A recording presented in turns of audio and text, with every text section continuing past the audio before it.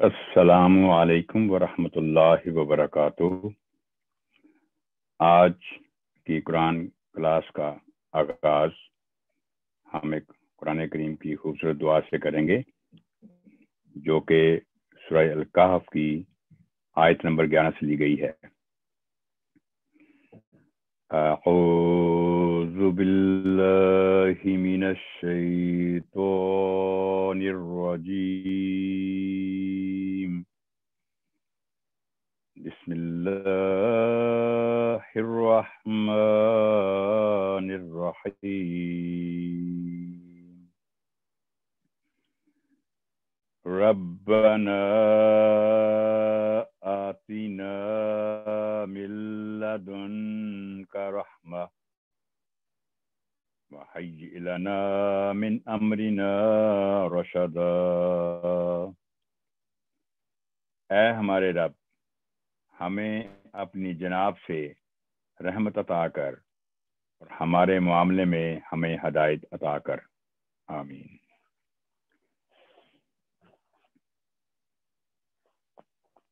تو آج ہم کلاس شروع کریں گے خالی دندانہ، بلیک بینٹ۔ بعض متحرک حروف کے درمیان عموماً فتح اشباعیہ کے بعد یا بغیر حرکت اور نقطوں کے ایک دندانہ کی شکل پر لکھی ہوتی ہے۔ اس کو بھی تلفظ میں نظر انداز کرتے ہوئے اگلے متحرک حرف کو پڑھا جاتا ہے۔ یہ جو ریڈ کلر کے دیے گئے ہیں، ان کا کوئی اپنا تلفظ نہیں ہے، یہ جیسے میں نے ایکسٹرا ہے، بعض دفعہ لکھائی میں یہ ایسا ہوتا ہے۔ تو ہم پریکٹس کر لیتے ہیں اس کی۔ یا رو یراہا نراک مسواہو مولانا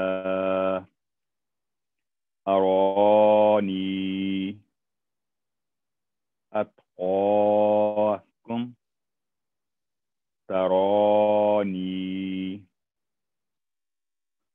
نجواکم میکالا۔ آپ دیکھ رہے ہیں کوئی بھی جو ریڈ کلر کے دندانے ہیں ان کو ان کا کوئی رول نہیں ہے۔ اتاہا فوفاہ ہواہ۔ تو آگے ہے میم صغیرہ۔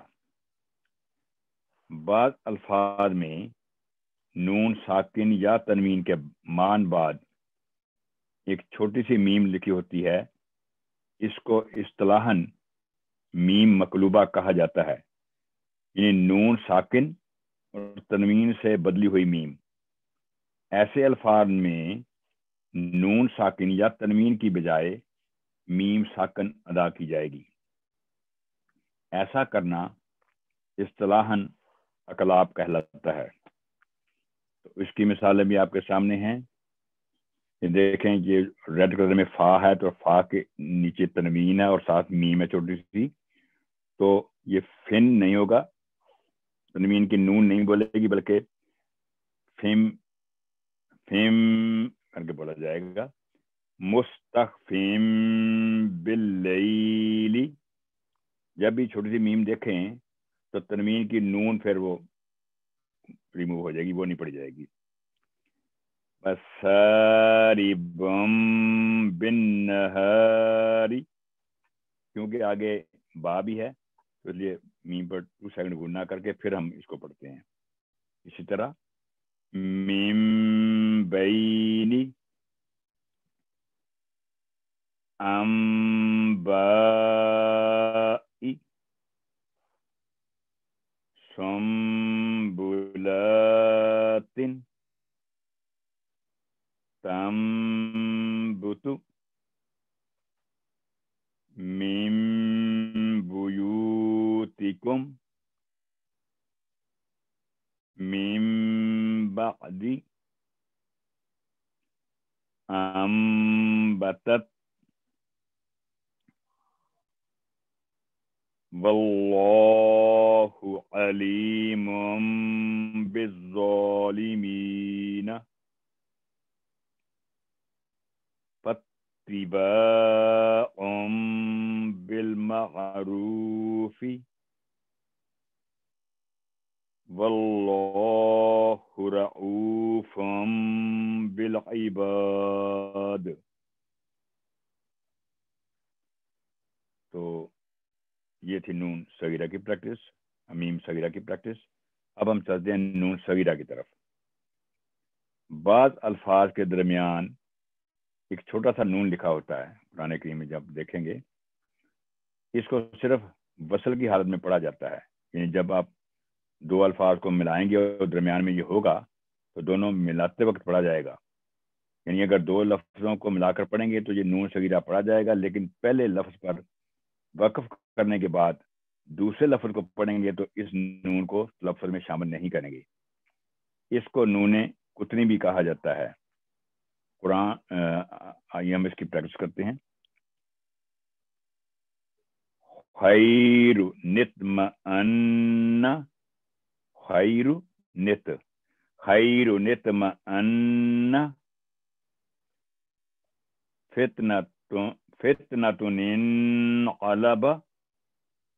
فتنة انقلب،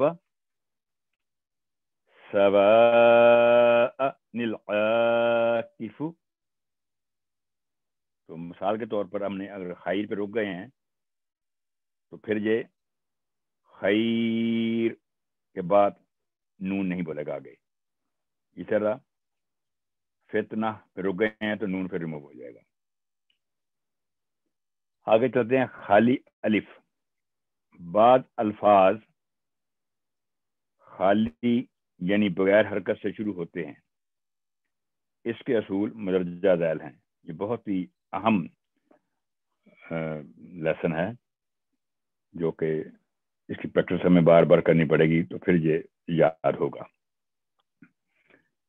پہلے جو ہے سب سے پہلے اگر خالی الف کے بعد لام ساکن یا لام مشدد آئے تو الف پر ہمیشہ فتح آئے گی. اگر خالی الف کے بعد لام ساکن یا لام مشدد آئے تو الف پر ہمیشہ فتح آئے گی. تو بعض دفعہ یہ لام بلینک بھی ہوتا ہے تو پھر بھی الف پر ہمیشہ فتح ہی آئے گی. جیسے الرحمن، دیکھیں الف کے بعد لام بلینک ہے تو لیکن جب الف لام اکٹھا دیکھیں گے تو ہمیشہ الف پر فتح ہی آئے گی، زبر ہی آئے گی. یعنی کہ الملک، الذی، السلام. تو آگے ہے اگر دوسرے یا تیسرے حرف پر فتح یا کسرہ ہو تو خالی الف پر بھی کسرہ آئے گی. اگر دوسرے یا تیسرے حرف پر فتح یا کسرہ ہو، چاہے زبر ہو چاہے زیر ہو، تو خالی الف پر بھی کسرہ آئے گی، یعنی کہ زیر ہی آئے گی. جیسے یہاں ہم دیکھیں الف کے بعد آئین پر جزم آئین ساکن اور لام پر فتح ہے تو جو رول سمجھایا گیا اس کے مطابق الف کے نیچے کسرہ یعنی زیر لگے گی. اعلموا. اسی طرح آگے جو ہے الف کے بعد تا پر وہ ہے فتح تو یہاں بھی ہم کسرہ لگائیں گے. اتقوا. اسی طرح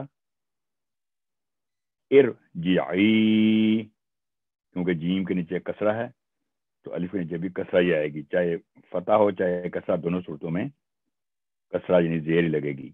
ارجعی. آگے اہبتو. اب جو تیسرا رول ہے اگر پہلے متحرک حرف پر دمہ ہو تو خالی الف پر بھی دمہ آئے گی. اگر پہلے متحرک حرف پر دمہ ہو تو خالی الف پر بھی دمہ آئے گی. یعنی جب بھی کوئی علامت والا حرف آئے گا اس پر اگر پیش ہوگی دمہ ہوگی تو الف پر بھی دمہ یا پیش ہوگی. یعنی جیسے کہ الف کے بعد قاف ساکن ہے پھر تا پر پیش ہے دمہ ہے تو الف پر ہم دمہ یا پیش لگائیں گے. اقتلو اس طرح اتلو اتلو. آگے جیم پر دمہ ہے تو الف پر بھی دمہ ہی لگے گی. اسجدو.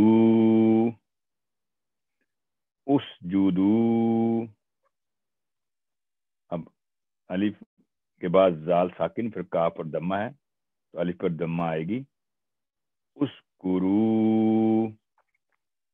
اسکرو. تو یہ تھا آج کا سبق. آپ کو جیسا کہ علم ہے کہ قرآن کریم صحیح تلفظ کے ساتھ پڑھنا نہایت ضروری ہے اور اس کے ایک ایک حرف کا اللہ تعالیٰ اجر دیتا ہے. تو ہمیں کوشش کرنی چاہیے پوری لگن کے ساتھ پوری محنت کے ساتھ اور دعا بھی کرنا چاہیے کہ اللہ تعالیٰ ہمیں جلد از جلد بہترین قرآن کریم پڑھنا سکھا دے. آمین ثم آمین. جزاکم اللہ احسن الجزا. اللہ حافظ.